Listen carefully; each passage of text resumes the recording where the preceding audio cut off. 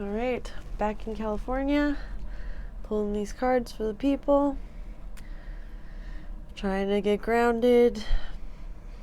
Tried to get this done by the quarter moon, but it didn't happen. So we're just going to go with the waxing moon. The moon is building towards being full currently. So these are kind of the vibe of as we're building towards that point in the month where we begin to get ready to shed again and to work our way back towards the new moon. So I decided to go with different decks today just for fun. So we're going with the Botanica deck and the color deck and the animal deck. Let's start with the raccoon because it's one of my favorite little animals.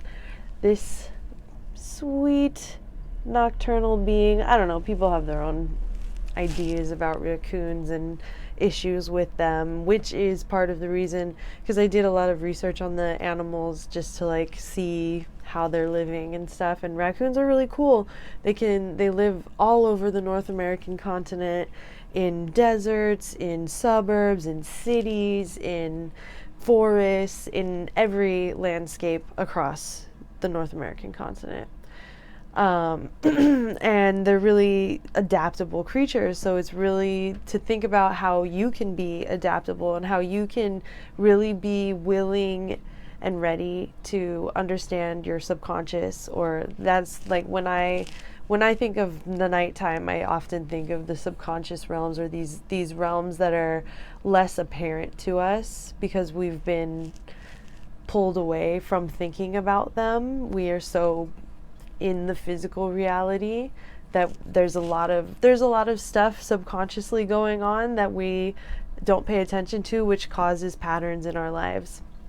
So the raccoon, being a nocturnal creature, is really calling us to look at our patterns, look at ourselves, look at what masks we put on in order to get through the day, and really examine what it is that we're doing with our time and our energy and our everything that we are. How are we expending it, and how are we protecting ourselves? So they're also ferocious little creatures, and they run in packs, and they stick together, and they protect each other. And so you figure out, who are you working with? Who's the family that has your back? Who is the support system in your life? And how can you strengthen those bonds more? And how can you make room for more of that to be possible in your life? By checking your resources and checking who you're spending your time and your energy with, and if it feels good and reciprocal and positive for you, or who are you working with? Just think about that.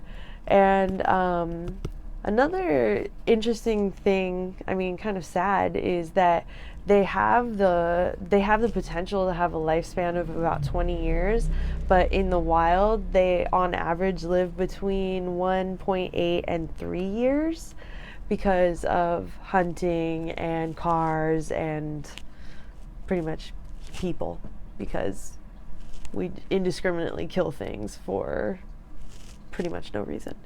So, but yet still, they exist here in all areas that we are in North America at least.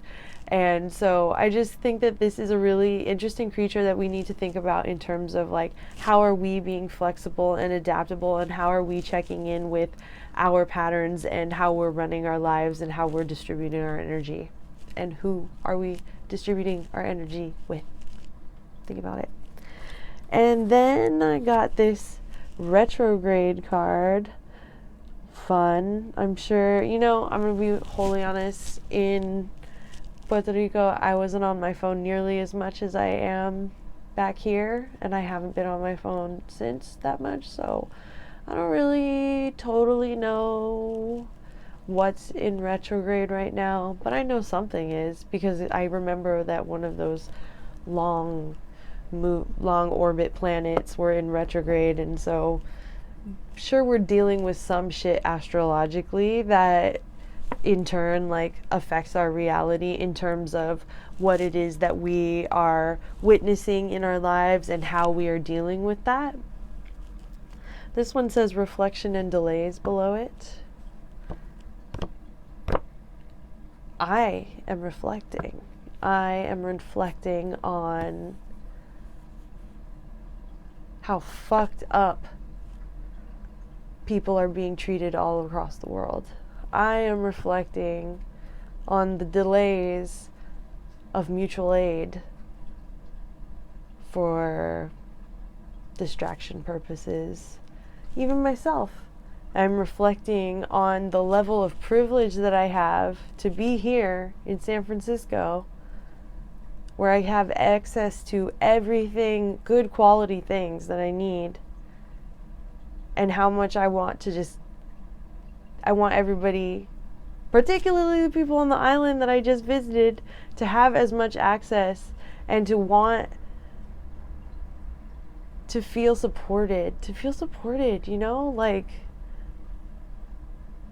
there's so many places that don't feel supported that we have so much wealth to support them with. And we really got to think about that. We really need to contemplate, like, what are we doing collectively, because people aren't just gonna, like, lay down about this. It's their literal lives. Like, people's literal lives are hanging at stake right now. And I mean, even my mom, like, I don't even know, like, how do we move through like a debilitating and illness that will kill her eventually.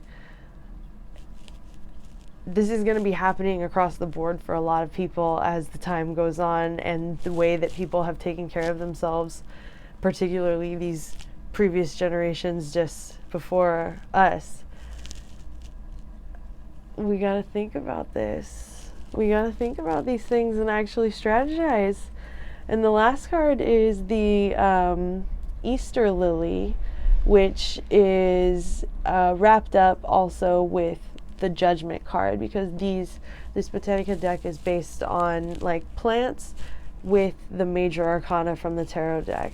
And so what I did with these was I did a little bit of research about the mythologies around these plants and the way that these plants actually exist in the world, and then tied that together with the tarot meaning, and came up with some really good ways of tying symbolism and physical reality together. I really love this deck. I don't use it all that often, but I was called to use it today. So, Judgment and the Easter lily. This lily finds itself firmly tied between two distinct courses of mythology, rebirth and divine strong feminine myths. It is said to be used medicinally for reproductive issues, particularly shrinking cysts and restoring fertility in Western eyes, and in Eastern medicine, it brings cool, moistening qualities, addressing imbalances in the heart, lungs, and sacral organs. The flower blooms and announces itself with a trumpet-like flower, signaling the coming of warmer days. The belief that rebirth is possible. We can rise like the phoenix from the ashes, and the Easter lily is a universal reminder that you are not simply working to better yourself, you are on a mission to be your best version, which in turn benefits the whole. The Judgment card is like a call to arms from Spirit. It asks that you be willing to step in and step up to your own empowerment. Are you ready to usher in the spring? I don't know. For me personally, I want to be ready. But I'm still hanging out in retrograde landia, feeling some type of way about this world. But at the end of the day, the important thing is that we find some things, hopefully, more than just one, maybe, to keep a fire ignited in us, to remember that there is something, like when you're tending to plants and you're trying to get like fruit or like vegetables or things that can sustain you, it's not an immediate thing. It's like you have to put in work in order to see the fruits of your labor. And that's what we need to apply to ourselves, because I know shit's hard right now and I know we're tired.